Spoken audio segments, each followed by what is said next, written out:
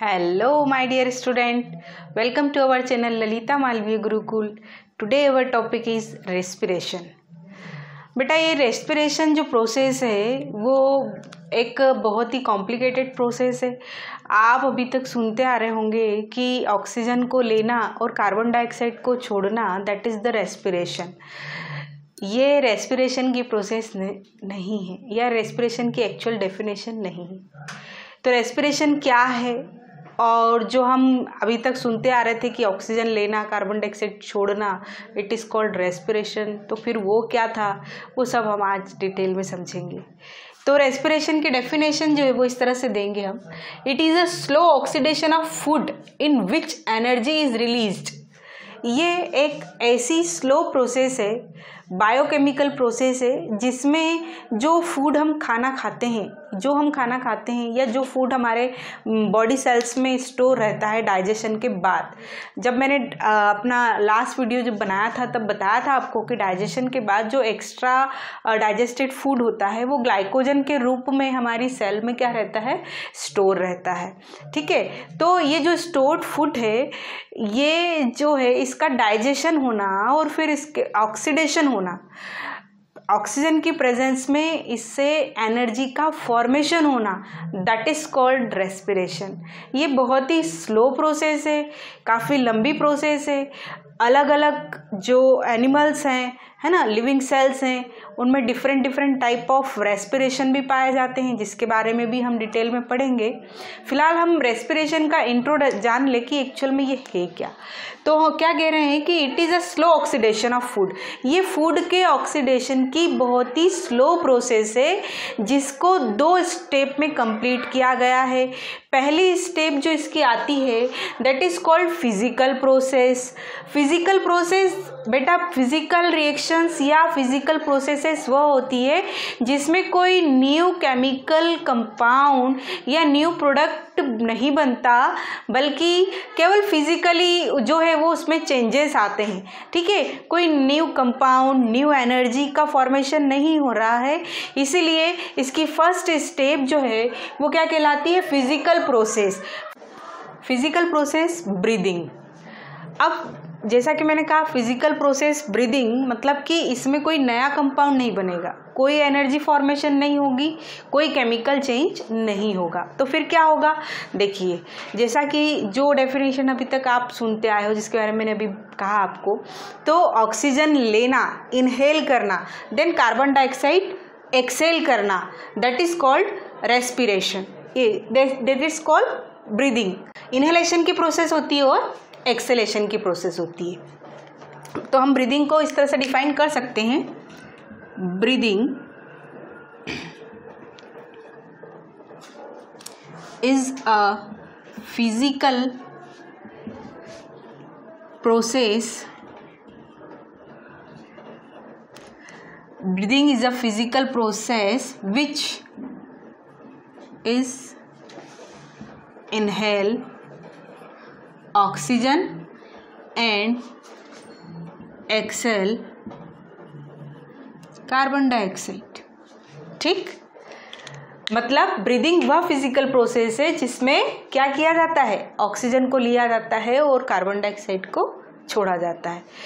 यहाँ हम कभी कहीं भी ये सेंटेंस यूज़ नहीं कर रहे कि O2 की प्रेजेंस में ये हो रहा है या केमिकल कंपाउंड बन रहा है या एनर्जी फॉर्मेशन हो रहा है, नहीं। इसीलिए इसको क्या कहा है, फिजिकल प्रोसेस।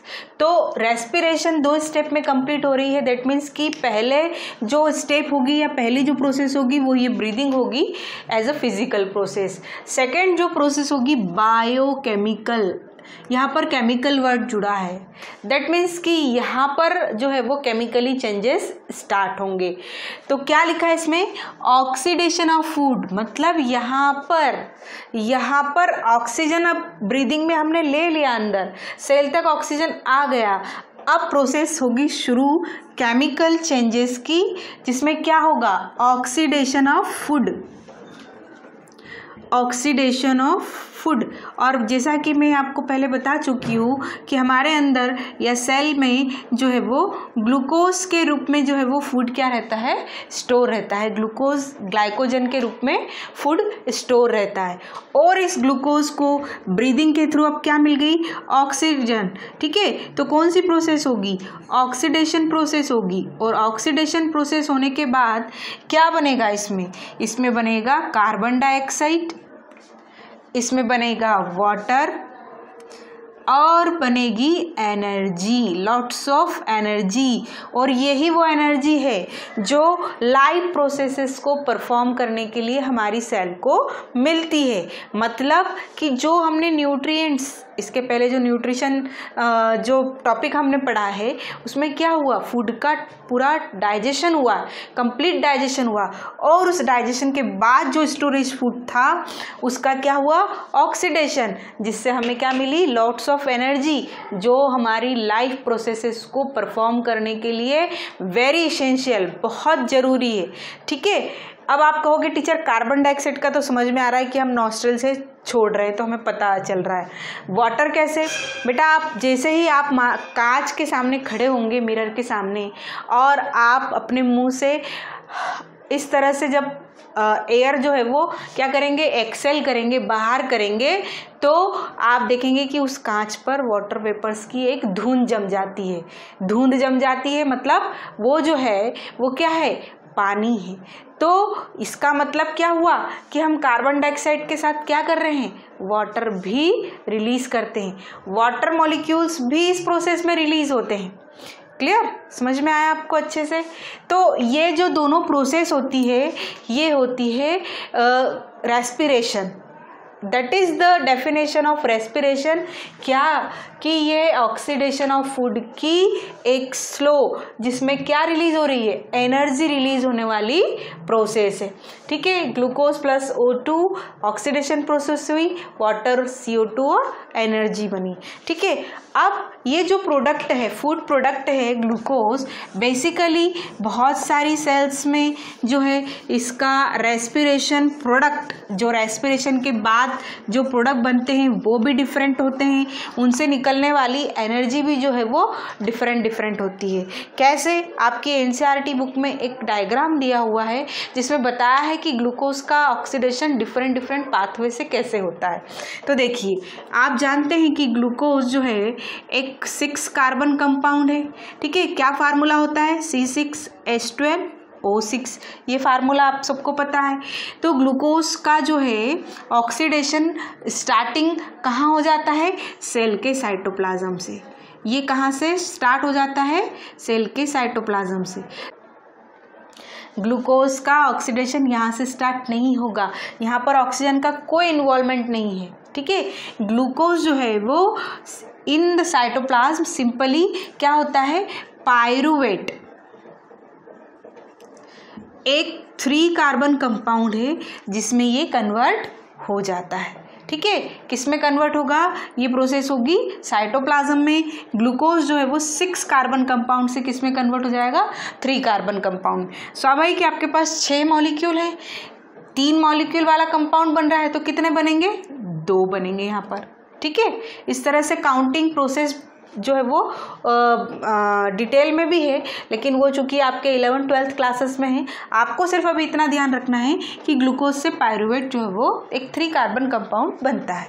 ठीक है, अब यदि हम अलग अलग सेल की बात करें तो सबसे पहले हम माइक्रोब, सबसे छोटी सेल के बारे में बात कर लें, है ना। तो सबसे छोटी सेल है यीस्ट। यीस्ट के बारे में बात करते हैं। भाई यीस्ट में क्या होगा, ये जो पायरुवेट हुआ है, ये जो पायरुवेट में इसका जो चेंज हुआ है, ठीक है, तो अब क्या होगा कि यहाँ पर यीस्ट में ऑक्सीजन की प्रेजेंस में फूड का ऑक्सीडेशन नहीं होता। ऑक्सीजन की प्रेजेंस में फूड का ऑक्सीडेशन नहीं होता, तो क्या होता है यहाँ पर, एब्सेंस ऑफ O2। ऑक्सीजन की एब्सेंस में ये पूरी प्रोसेस होती है। ठीक है, ऑक्सीजन की एब्सेंस में ही पूरी प्रोसेस होती है, मतलब उनका फूड जो है एनर्जी का फॉर्मेशन बिना ऑक्सीजन के करता है। This type of respiration anaerobic respiration कहलाते हैं। क्या कहलाते हैं? Anaerobic respiration. और इस प्रोसेस को फर्मेंटेशन भी कहते हैं। फर्मेंटेशन कहते हैं। क्या कहते हैं इसे? फर्मेंटेशन। तो जब यीस्ट में फर्मेंटेशन की प्रोसेस होगी, एब्सेंस ऑफ ऑक्सीजन होगी, तो क्या प्रोडक्ट बनेंगे? कार्बन डाइऑक्साइड बनेगा, सॉरी इसमें क्या बनेगा? इसमें बनेगा इथेनॉल, C2H5OH। ये किसका फार्मूला है? इथेनॉल का है। इट इज अ, कार्बन के साथ कितना है? 2। तो क्या लिखेंगे?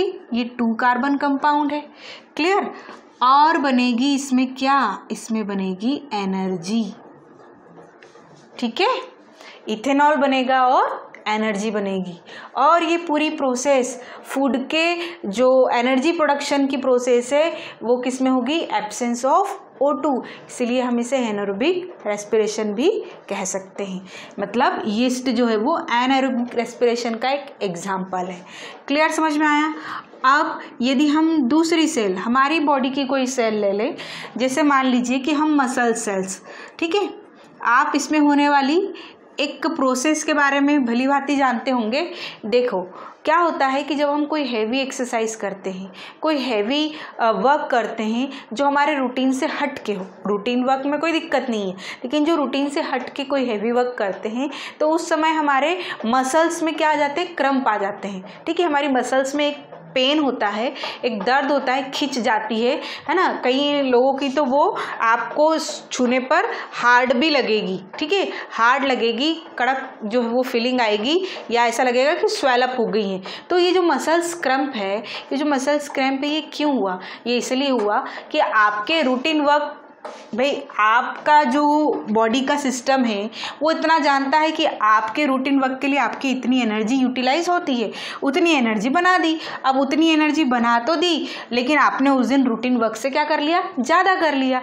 तो स्वाभाविक है इतनी जल्दी हम क्या पढ़ रहे हैं कि ये स्लो प्रोसेस है, इतनी जल्दी सेल ने एनर्जी नहीं बना पाई कि तुरंत मसल सेल्स की जितनी रिक्वायरमेंट थी, आप एक्सरसाइज कर रहे हैं, हैवी वर्क कर रहे हैं, मसल्स को बहुत ज़्यादा एनर्जी की नीड है, तो मसल्स की उस नीड को तुरंत फिल या फुलफिल किया जा सके ये पॉसिबल नहीं होता है। तो दैट टाइम हमारी मसल सेल्स क्या करने लगती है? एनारोबिक रेस्पिरेशन करने लगती है। Absence of O2, anaerobic respiration करने लगती है, मतलब वो ऑक्सीजन के एब्सेंस में ही इस पायरुवेट को क्या करती है? एनर्जी, इस पायरुवेट से एनर्जी जो है वो प्रोडक्शन शुरू कर देती है। तो उस समय मसल्स क्रैम्प होता है, और जो पायरुवेट से एनर्जी जो फॉर्मेशन होती है तो उसमें पायरुवेट का जो बायोकेमिकल जो प्रोसेस करती है, वो प्रोडक्शन तैयार करती है ना, कंपाउंड बनाती है, वो बनता है लैक्टिक एसिड। क्या बनता है? Lactic acid. और जैसा कि आप जानते हैं कि एसिड जो है वो हमारे सभी के लिए हार्मफुल होता है। इस एसिड की वजह से ही वो मसल्स में हमारे पेन क्रिएट होता है। ठीक है, मसल्स में हमें पेन की फीलिंग आती है, किसकी वजह से? इस लैक्टिक एसिड के फॉर्मेशन की वजह से, जिसे क्या कहा जाता है? Muscles krump.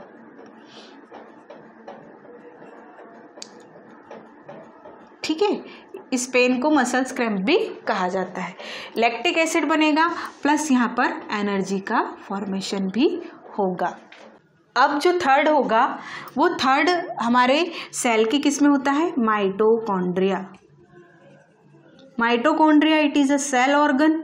ठीक है, ये सेल का एक ऑर्गन है। आप लोगों ने अर्लियर क्लासेस में पढ़ा होगा कि it is called power house of a cell. इसलिए पावर हाउस कहा जाता है कि ग्लूकोज के ऑक्सीडेशन के बाद जो एनर्जी स्टोर रहती है वो इस माइटोकॉन्ड्रिया में ही रहती है। क्यों? क्योंकि ये वाली प्रोसेस सिर्फ साइटोप्लाज्म में हो रही है। मतलब ग्लूकोज से पायरुवेट बनने तक की प्रोसेस तो किस में हो रही है? साइटोप्लाज्म। लेकिन पायरुवेट से आगे जो एनर्जी फॉर्मेशन की प्रोसेस है वो कहाँ होगी? सेल के माइटोकॉन्ड्रिया में। दैट मीन्स कि जो एनर्जी प्रोडक्शन हो रहा है फूड के ऑक्सीडेशन के बाद, वो एनर्जी कहाँ स्टोर हो रही है? माइटोकॉन्ड्रिया में। ठीक है, तो माइटोकॉन्ड्रिया में ये प्रोसेस होगी, और क्या बनेंगे product? Carbon dioxide plus water and energy. और यहाँ जो एनर्जी बनती है वो एटीपी के रूप में स्टोर होती है। ठीक है, किसके रूप में स्टोर होती है? ATP. What is the full form of ATP? ATP का फुल फॉर्म है एडिनोसाइन ट्राईफॉस्फेट। बेसिकली क्या होता है कि हमारे सेल में जो है, ठीक है, ये एडीपी के रूप में क्या होता है, सेल के साइटोप्लाज्म में ADP molecules, adenosine diphosphate molecule deactivate या डी एनर्जाइज होकर के क्या करते हैं, घूमते हैं, है ना, फ्रीली मूवमेंट करते हैं। तो जब सेल में ये एनर्जी का फॉर्मेशन होता है तब यहाँ पर इनऑर्गेनिक फॉस्फेट मॉलिक्यूल आकर के बाइंड होते हैं और क्या बनता है, एटीपी बनता है। ठीक है, तो डाइफॉस्फेट एक और आकर के प्लस हो गया तो कितने हो गए, ट्राइफॉस्फेट। और यही एनर्जी मॉलिक्यूल्स जो है वो सेल के माइटोकॉन्ड्रिया में स्टोर रहते हैं, इसीलिए माइटोकॉन्ड्रिया को सेल का पावर हाउस भी कहते हैं। तो इस तरह से रेस्पिरेशन और उसका जनरल इंट्रोडक्शन हमने पढ़ा। अब हम वन बाय वन इसे एनिमल्स में कैसे होता है, प्लांट में कैसे होता है, ह्यूमन बीइंग में कैसे होता है, वो भी जल्दी डिस्कस करेंगे। Thank you.